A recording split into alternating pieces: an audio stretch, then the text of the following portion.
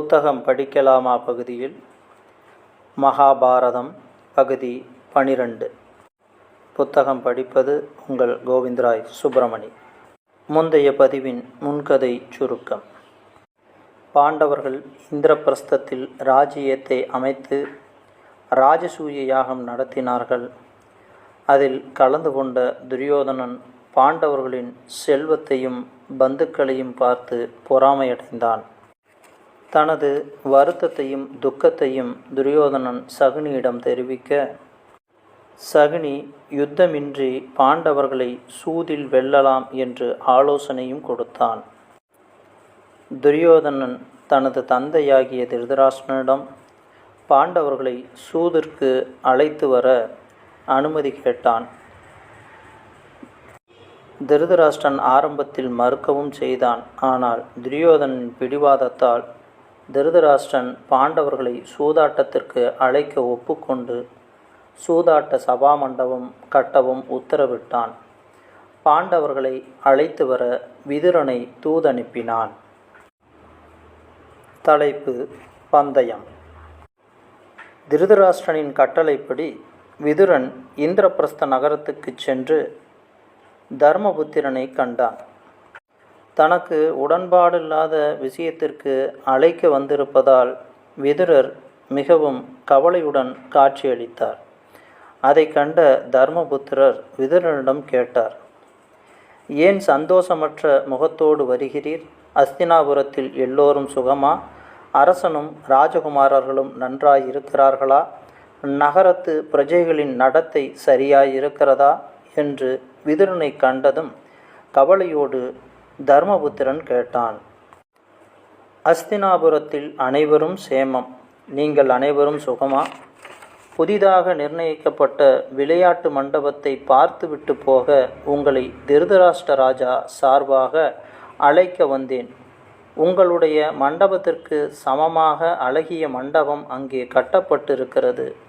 சகோதரர்களுடன் நீயும் வந்து பார்த்து பாய்ச்சிகை ஆடிவிட்டு திரும்ப போக வேண்டும் என்பது அரசனின் வேண்டுகோள் என்று விதுரன் தான் வந்த விஷயத்தை முறைப்படி சொன்னான்.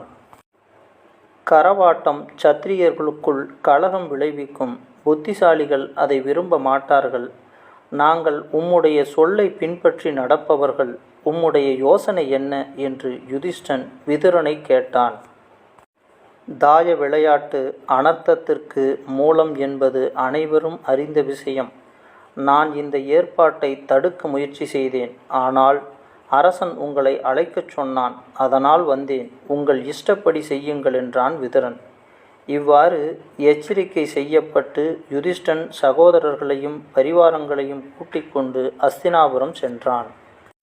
மகா புத்திசாலியான தர்மபுத்திரன் ஏன் சூதாட்ட அழைப்பை ஒப்புக்கொண்டான் என்கிற கேள்வி பிறக்கிறது.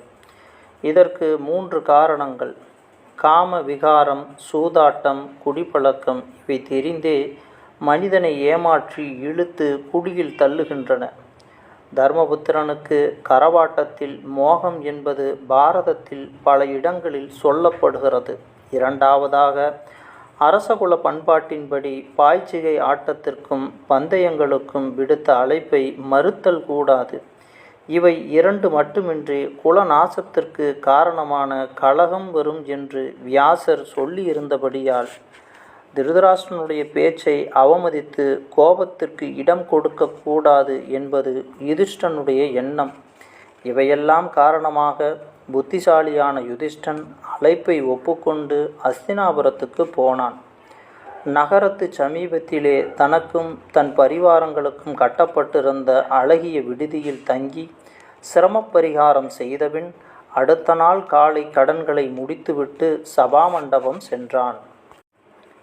குசல பிரசன்னங்கள் முடிந்த பின்பு சகுனி பேசினான். யுதிஷ்டனே, ஆட்டத்திற்கு துணி விரிக்கப்பட்டிருக்கிறது, வா ஆடலாம் என்றான். ராஜனே, கரவாட்டம் நல்ல விஷயமல்ல. பந்தய ஆட்டங்களிலே ஜெயிப்பது பராக்கிரமத்தோடு சேராது. அசிதரும் தேவரும் இன்னும் லௌகீக விஷயங்களில் அனுபவம் பெற்ற முனிவர்கள் பலரும் சூதாட்டம் கூடாது, அது மோசத்தோடு சேர்ந்தது என்று சொல்லி இருக்கிறார்கள். யுத்தத்தில் ஜெயிப்பதே சத்திரியர்களுக்கு யோக்கியமான முறை என்று சொல்லி இருக்கிறார்கள். இது உனக்கு தெரியாதது அல்ல என்றான் யுதிஷ்டன். ஒரு பக்கம் பழக்கத்தினால் தூண்டப்பட்டு யுதிஷ்டன் ஆடவும் ஆசைப்பட்டான். மற்றொரு புறம் அது கூடாது என்கிற விவேகமும் அவனை தடுத்து கொண்டுதான் இருந்தது. சகுனியுடன் வாதம் செய்யும் சாக்காக தன் உள்ளத்தில் நடைபெற்ற மனக்குழப்பத்தை வெளியிட்டு கொண்டான். கூர்மையான மூளை படைத்த சகுனி இதை உணர்ந்து மறுபடியும் சொன்னான். மோசமாவது என்ன, யுத்தமாவது என்ன? வேதம் படித்தவர்கள் ஒருவரோடு ஒருவர் போட்டி போடவில்லையா? படித்தவன் படிக்காதவனை ஜெயிக்கிறான். அது மோசம் என்று யாராவது சொல்கிறார்களா? ஆயுத தேர்ச்சி பெற்றவன் தேர்ச்சி பெறாதவனை யுத்தத்தில் தோற்கெடுக்கிறான்.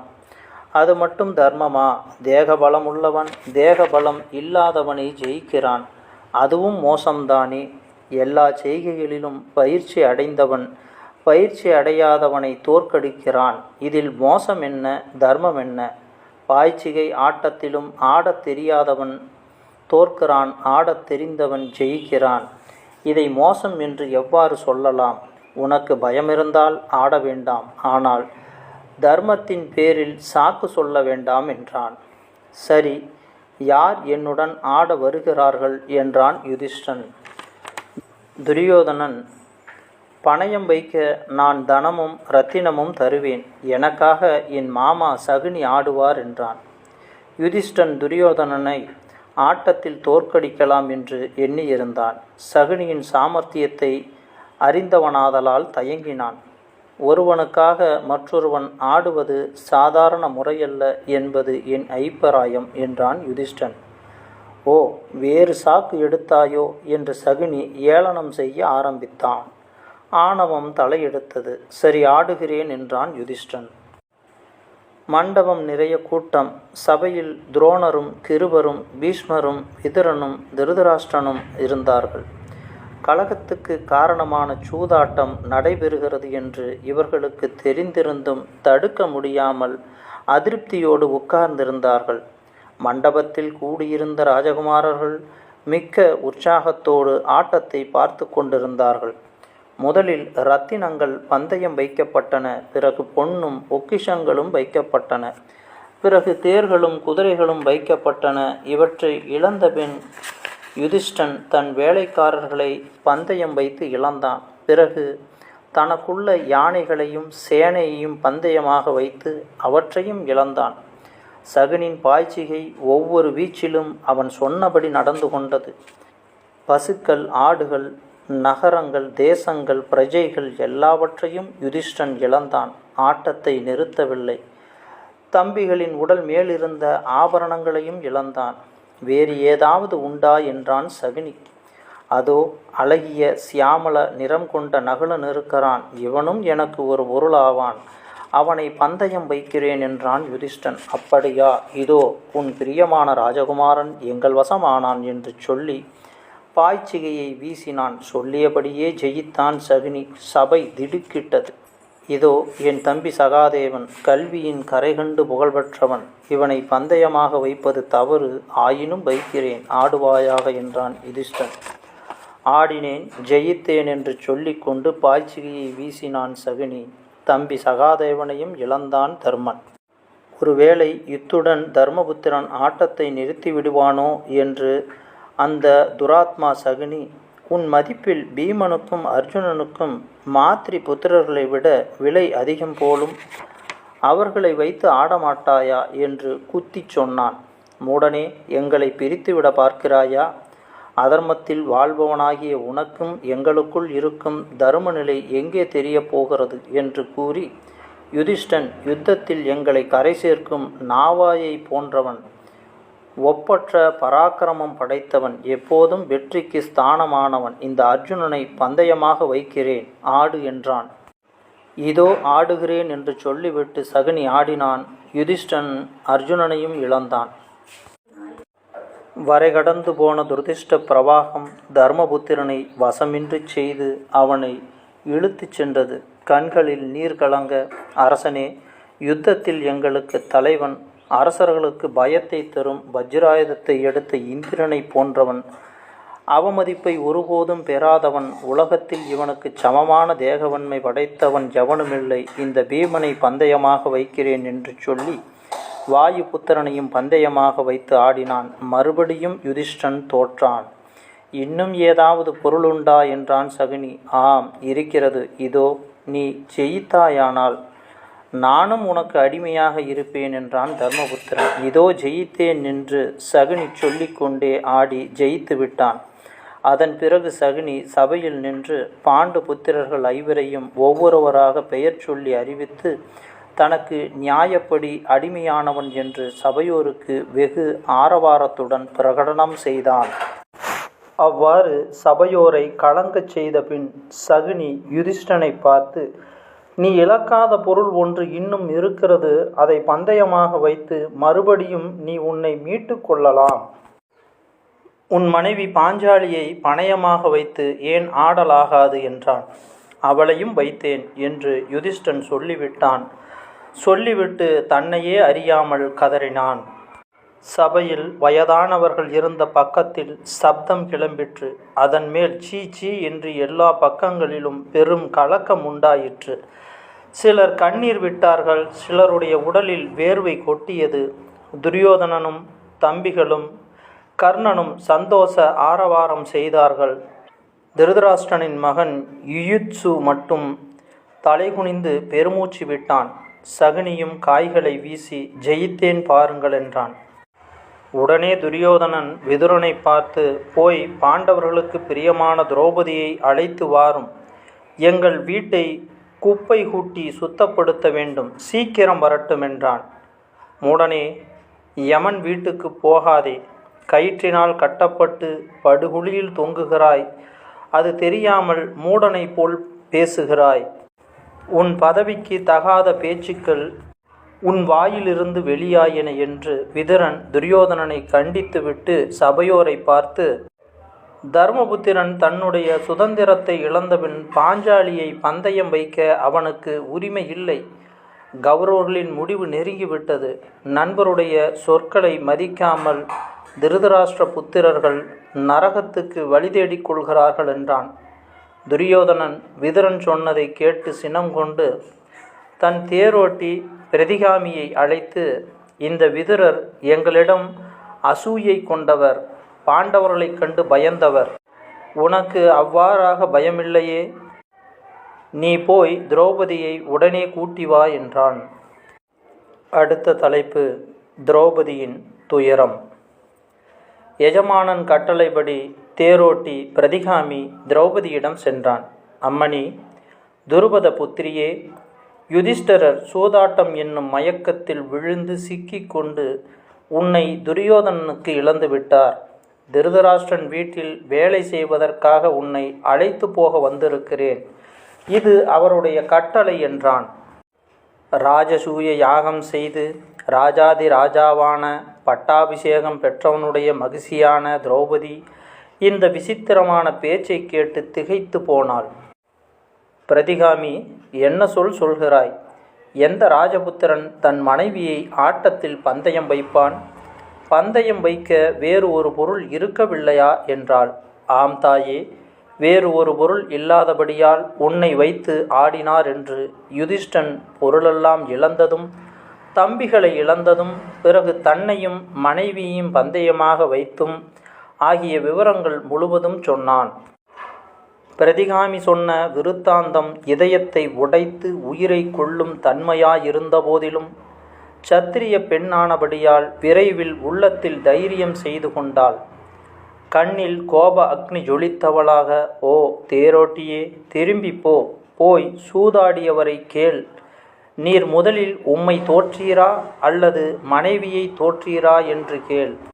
சபையோர் முன்னிலையில் இந்த கேள்வியை கேட்டு விடை பெற்று கொண்டு பிறகு என்னை அழைத்து போகலாம் என்றார். பிரதிகாமி அவ்வாறே போய் சபையின் முன் தர்மபுத்திரனை பார்த்து திரௌபதி சொன்னபடி கேட்டான். யுதிஷ்டர் உயிரிழந்த பிணம் போல் காணப்பட்டார். மறுமொழி சொல்லாமல் நின்றார். அதன் மேல் துரியோதனன் பிரதிகாமியை பார்த்து, பாஞ்சாலியே இவ்விடம் வந்து தன்னுடைய புருஷனை இந்த கேள்வி கேட்கட்டும், போய் திரௌபதியை அழைத்து வா என்றான். பிரதிகாமி மறுபடியும் திரௌபதியிடம் சென்று, அரசகுமாரியே, அற்பமான துரியோதனன் உன்னை சபைக்கு வரச் சொல்கிறான். நீயே நேரில் வந்து கேள்விகளை கேட்கலாம் என்று கட்டளையிடுகிறான் என்று வணக்கத்துடன் சொன்னான். திரௌபதி மறுபடியும், இல்லை, திரும்பி போய் சபையோரை நான் கேட்ட கேள்வியை கேள், என் பிரச்சனைக்கு அவர்களாவது பதில் சொல்லட்டும் என்றாள். பிரதிகாமி போய் திரௌபதி சொன்னதை சபைக்கு தெரியப்படுத்தினான். துரியோதனன் கோபம் கொண்டு தம்பி துச்சாதனனை பார்த்து, இந்த தேரோட்டி பெரும் மடையன், பீமனை கண்டு பயப்படுகிறான், நீ போய் அவளை இழுத்து வா என்று உத்தரவிட்டான். இதை கேட்டதும் துச்சாதனன் மகிழ்ச்சி அடைந்து துரிதமாகவே சென்றான். திரௌபதி இருக்குமிடம் சென்று, வா வா, வீணில் தாமதம் செய்ய வேண்டாம், நீ ஜெயிக்கப்பட்டாய், வெட்கம் ஏன்? அழகியே, கௌரவர்களை சேர், நியாயமாக அடையப்பட்டிருக்கிறாய், சபைக்கு வா என்று துராத்மாவான துச்சாதனன் சொன்னான். சொன்னதோடு அவளை பிடித்து இழுக்கவும் போனான். பாஞ்சாலி எழுந்து துயரம் தாங்க முடியாமல் கதறிக்கொண்டு திருதராஷ்டிரனுடைய அந்தப்புறத்துக்குள் சென்றாள். துச்சாதனன் அவளை துரத்தி கொண்டு போய் அவள் தலைமயிரை பிடித்து இழுத்து அலங்கோலம் செய்து சபைக்கு அவளை பலாத்காரமாக இழுத்து கொண்டு வந்தான். சபையைச் சேர்ந்ததும் திரௌபதி தன் கோபத்தை அடக்கி கொண்டு கூடியிருந்த வயதானவர்களை பார்த்து கம்பீரமாக பேச ஆரம்பித்தாள். சூதில் கைதேர்ந்தவர்களும் அயோக்கியர்களும் ஒன்று சேர்ந்து மோசமாக சூழ்ச்சி செய்து அரசனை ஏமாற்றி என்னை பந்தயமாக வைக்கச் செய்ததை எவ்வாறு நீங்கள் ஒப்புக்கொண்டீர்கள்? சுதந்திரம் இழந்த ஒருவன் எப்படி தன் மனைவியை பந்தயம் வைத்து இழக்க முடியும்? மனைவிகள், பெண்கள், மருமகளிர் படைத்த கௌரவ குலத்தோர் பலர் சபையில் இருக்கிறீர்கள். என் கேள்விக்கு சமாதானம் சொல்லுங்கள் என்றாள். இவ்வாறு பாஞ்சாலி ஓர் அனாதை பெண் போல் சங்கடப்படுவதை பார்த்து கொண்டிருக்க பீமனுக்கு பொறுக்க முடியவில்லை. தர்மபுத்திரரே, சூதாட்டமே தொழிலாக வைத்திருக்கும் நீசர்களும் தங்களோடு வாழும் தாசிகளை கூட பந்தயம் வைக்க மாட்டார்கள். துருபத புத்திரியை இந்த அற்பர்கள் துன்படுத்த நீர் விட்டீர். இந்த அக்கிரமத்தை நான் பொறுக்க முடியாது. இந்த மகா பாவத்திற்கு நீர் காரணமாவீர். ஹே தம்பி சகாதேவா, நெருப்பை எடுத்து வா. எந்த கைகளை கொண்டு இந்த சூதாட்டம் இவர் ஆடினாரோ அந்த கைகளை நான் நெருப்பை வைத்து கொளுத்தப் போகிறேன் என்று கர்ஜித்தான். அர்ஜுனன் பீமனை தடுத்தான். அப்பனே, இதற்கு முன் எப்போதும் நீ இவ்வாறு பேசியது கிடையாது. நம்முடைய சத்துருக்களால் செய்யப்பட்ட இந்த சூழ்ச்சி நம்மை கூட பாவம் செய்ய தூண்டுகிறது. நாம் அந்த வலையில் விழக்கூடாது. பகைவர்களின் எண்ணம் நிறைவேறி போகும், ஜாக்கிரதை என்று மெதுவாகச் சொன்னான். பீமன் கோபத்தை அடக்கி கொண்டான். இந்த இடத்தில் நாம் ஒன்றை புரிந்து கொள்ள வேண்டும். காலமும் சூழ்நிலையும் நமக்கு சாதகம் இல்லாத போது கோபம் என்பது வரும். அதன்படி செயல்படும் போது அவற்றை ஒருவர் தடுக்க ஆலோசனை சொன்னால் அதை ஏற்றுக்கொண்டு கடைபிடிக்க வேண்டும். எதிர்த்து செயல்படக்கூடாது. பிரச்சனை இன்னும் அதிகமாகும். பாஞ்சாலியின் பரிதாபத்தை பார்த்து அதை சகிக்க முடியாதவனாக திருதராஷ்டிர புத்திரன் விகர்ணன் என்பவன் எழுந்தான். சத்திரிய வீரர்களே, நீங்கள் என்ன காரணத்தால் பேசாமல் இருக்கிறீர்கள்? நான் சிறியவன், ஆனால் வயது முதிர்ந்தவர்களாகிய நீங்கள் மௌனம் சாதிப்பதால் என் அபிப்பிராயத்தை நான் சொல்கிறேன், கேளுங்கள். மோசமாக அழைக்கப்பட்டு சூதாட்டத்தில் சிக்கிவிட்ட யுதிஷ்டன் இவளை பந்தயமாக வைத்தான். அது செல்லாது. தவிர இவள் யுதிஷ்டன் ஒருவனுக்கு மட்டும் சொந்தமல்ல. அதனால் பந்தயம் செல்லாது. மேலும் அவன் தன் சுதந்திரத்தை இழந்துவிட்டான். தன்னைத்தான் தோற்ற பின் இவளை பணயம் வைத்து ஆட அவனுக்கு உரிமை ஏது? மற்றும் ஓர் ஆட்சேபனை உண்டு. சகுனியே முதலில் இவள் பெயரை சொன்னான். இது சத்திரியர்கள் ஆடும் முறைக்கு முரண்பட்டது. குறிப்பிட்ட பொருளை பந்தயம் வைக்கச் சொல்லி எதிராளி சொல்லக்கூடாது. இவற்றையெல்லாம் யோசித்தால் பாஞ்சாலி நியாயமாக ஜெயிக்கப்படவில்லை. இது என் அபிப்பிராயம் என்று சொன்னான். இவ்வாறு சிறியவனாகிய விகர்ணன் தைரியமாக பேசினதும் சபையோருக்கு கடவுள் கொடுத்த அறிவு திடீரென்று சிறையினின்று விடுபட்டது. பெரிய ஆரவாரம் கிளம்பிற்று. அனைவரும் ஒரே முகமாய் விகர்ணனை புகழ்ந்தார்கள். தர்மம் பிழைத்தது என்றார்கள். அந்த சமயத்தில் கர்ணன் எழுந்து, விகர்ணா, சபையில் பெரியவர்கள் இருக்க சிறு பையனான நீ எழுந்து யுக்திவாதம் செய்கிறாய். நெருப்பை கடைந்த அரணிக்கட்டையை அந்த நெருப்பை பற்றி அழிப்பது போல் நீ அறியாமையால் அவசரப்பட்டு பிறந்த வீட்டுக்கே துரோகம் செய்கிறாய். தனக்குள்ள எல்லா பொருள்களையும் யுதிஷ்டன் முதலிலேயே பந்தயம் வைத்து இழந்தான். ஆகையால் இவளை முந்தியே சகுனிக்கு இழந்து விட்டான். இதை பற்றி வேறு என்ன கேள்வி? பொருள்களையெல்லாம் இழந்த பின் இவர்கள் மேலுள்ள வஸ்திரங்களையும் இவர்களுடைய மனைவியான இவருடைய துணியையும் பறித்து உடனே சகுனிக்கு தருவாய் துச்சாதனா என்றான். பாண்டவர்கள் கர்ணன் சொன்ன குரூர பேச்சை கேட்டதும் தர்மத்தின் பரீட்சை கடைசி வரையில் நடைபெற வேண்டியது போலிருக்கிறது. எதற்கும் தயார் என்று பேச்சு நின்று உடனே தங்கள் அங்க வஸ்திரங்களை எடுத்து சபையில் வீசி எறிந்தார்கள்.